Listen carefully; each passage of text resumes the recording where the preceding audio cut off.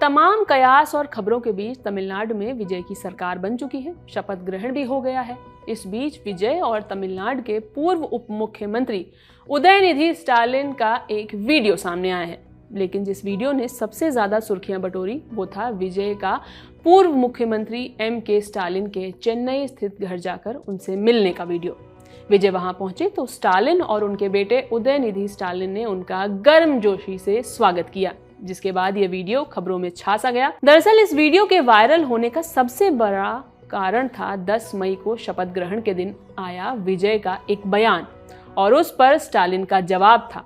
हुआ यूं कि शपथ लेने के साथ ही विजय ने पिछली DMK सरकार पर एक गंभीर आरोप लगाया। विजय ने कहा कि तमिलनाडु सरकार पर लगभग 10 लाख करोड़ रुपए का कर्ज है। ये सब चीजें उन्हें सरकार में आने के बाद पता चली। विजय बोले कि मैं ईमानदारी और पूरे समर्पण के साथ आगे बढ़ूंगा। DMK की ओर से भी जवाब आने में देर नहीं लगी। पूर्व मुख्यमंत्री M.K. स्टालिन ने ट्वीट करके पहले तो विजय को मुख्यमंत्री बनने पर बधाई दी, साथ ही सलाह भी दी। स्टालिन ने लिखा, मैं तमिलनाडु के मुख्यमंत्री और टीवी के नेता विजय को नई जिम्मेदारी की बधाई देता हूं और सभी नई घोषणाओं का स्वागत करता हूं। आगे स्टालिन बोले कि मुख्यमंत्री के तौर पर शुरुआत इस बात से मत कीजिए कि सरकार के पास पैसा नहीं है।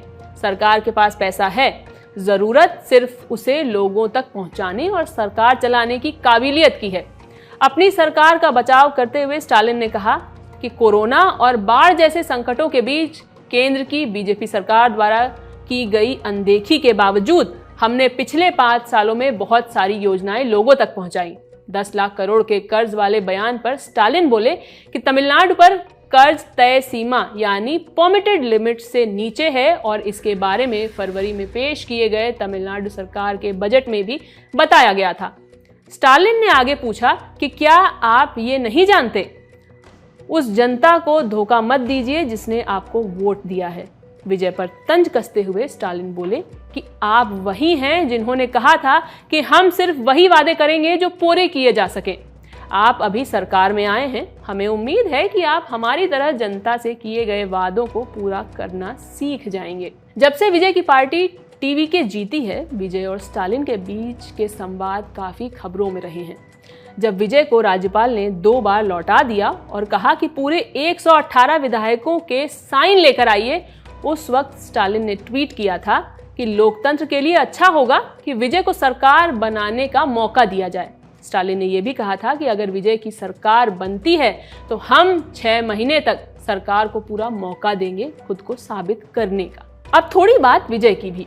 वो यूं ही एकदम से मुख्यमंत्री नहीं बने हैं। किसी फिल्मी कहानी की तरह ही लंबे सस्पेंस के बाद थलपति विजय ने 10 मई को तमिलनाडु के मुख्यमंत्री पद की शपथ तो ले ली, लेकिन बहुमत तक पहुंचने के लिए विजय को 5 अन्य पार्टियों का साथ लेना पड़ा, जिसमें 5 विधायकों वाली कांग्रेस और 2 विधायकों वाली पार्टियां CPI, CPIM, VCK और IUML शामिल हैं। इसके बाद विजय ने कुल 120 विधायकों के समर्थन के साथ सरकार बनाई।